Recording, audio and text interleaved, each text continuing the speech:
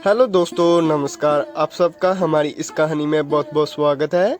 आज मैं आपको एक कहानी सुनाने जा रहा हूँ जिसका नाम है बगुला, भगत और केकड़ा। अगर आपको हमारी ये कहानी अच्छी लगी हो तो हमारी कहानी के लिए हमारे चैनल को लाइक और सब्सक्राइब करना मत भूलें।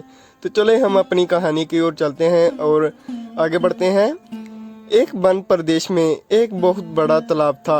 हर प्रकार के जीवों के लिए उसमें भोजन सामग्री होने के कारण वहाँ नाना प्रकार के जीव, पक्षी, मछलियाँ, कछुए और केकड़े निवास करते थे।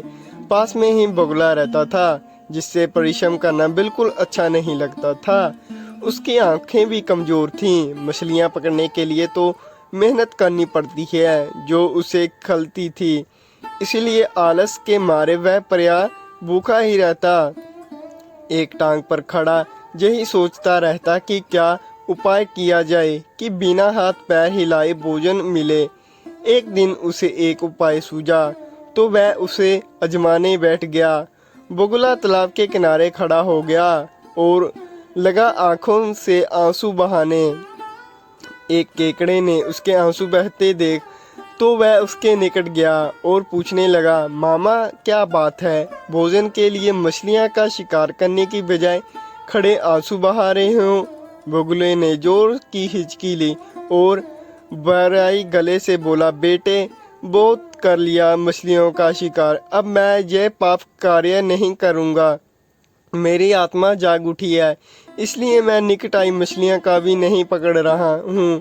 तुम तो देख ही रहे हो। केकड़ा बोला, मामा शिकार नहीं करोगे, कुछ खाओगे नहीं तो मर नहीं जाओगे। बगुले ने एक और हिचकी ली, ऐसे जीवन का नष्ट होना ही अच्छा है। बेटे वैसे भी हम सबको जल्दी मरना है।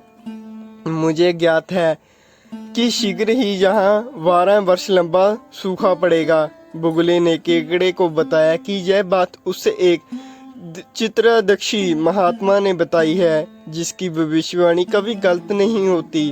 केकड़े ने जाकर सबको बताया कि कैसे बगुले ने बलिदान व व्यक्ति का मार्ग अपना लिया है और सूखा पड़ने का वाला है। उस तालाब के सारे जीव, मछलियाँ, कछुए, केकड़े, बत्तख व सारस आदि दौड़े दौड़े बगुले के पास आए और बोले, भगत मामा अब तुम ही हमें कोई बचाव का रास्ता बताओ, अपनी अकल लड़ाओ, तुम ही तो महाज्ञानी बन गए हो। बगुले ने कुछ सोचकर बताया कि वहाँ से कुछ कोस दूर एक जलाशय है जिससे पहाड़ी झरना बहकर गिरता है। वहाँ कभी नहीं सूखता। यदि जलाशय के सब जीव वहाँ चले जाएं तो बचा ही हो सकता है। अब समस्या यह थी कि वहाँ तक जाया कैसे जाए। बगुले ने भक्त ने यह समस्या भी सुलझा दी। मैं तुम्हें एक एक कर अपनी पीठ पर बैठाकर वहाँ तक पहुँचाऊँगा, क्योंकि अब मेरा सारा शेष जीवन दूसरों की सेवा करने में ही गुजरेगा। सभी जीवों ने गदगद होकर बगुला भगती जी की जय के नारे लगाए। अब बगुला भगत के पौ 12 हो गए। वह रोज एक जीव को अपनी पीठ पर बैठाकर ले जाता और कुछ देर दूर ले जाकर उसको एक चट्टान के पास जाकर उसे वहां पर पटकर मार देता और खा जाता। कभी मूड हुआ तो भक्त जी 2 फेरे भी लगाते और 2 जीवों को चट कर जाते। तालाब में जानवरों की संख्या घटने लगी। चट्टान के पास मेरे जीवों की हड्डियां का ढेर बढ़ने लगा और भक्ति जी सेहत बनाने लगी। खा खा कर वह खूब मोटे हो गए। मुख पर लाली आ गई और पंख चर्बी के तेज से भी चमकने लगे। उन्हें देखकर दूसरे जीव कहते, देखो दूसरों की सेवा का फल और पुण्य भक्त जी के शरीर को लग रहा है। बगुला भक्त मन ही मन खूब हंसता। वह सोचता कि देखो दुनिया के कैसे कैसे मूर्ख जीव भरे पड़े हैं जो सबका विश्वास कर लेते हैं। ऐसे मूर्खों की दुनिया में थोड़ी चालाकी से काम लिया जाए तो मज़े ही मज़े हैं। बिना हाथ पैर हिलाए खूब दावत उड़ाई जा सकती है। बहुत दिन यही क्रम चलता रहा। एक दिन केकड़े ने बगुले से कहा, मामा तुमने इतने सारे जानवर जहाँ से वहाँ पहुँचा दिए हैं, लेकिन मेरी बारी अभी तक नहीं आई। भक्त जी बोले, बेटा आज तेरा ही नंबर लगाते हैं, आजा मेरी पीठ पर बैठ जा। केकड़ा खुश होकर बगुले के पीठ पर बैठ गया।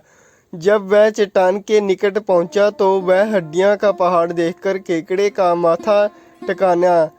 वह हिलाकर, यह हड्डियां का ढेर कैसा है? वह जलाशय कितनी दूर है मामा?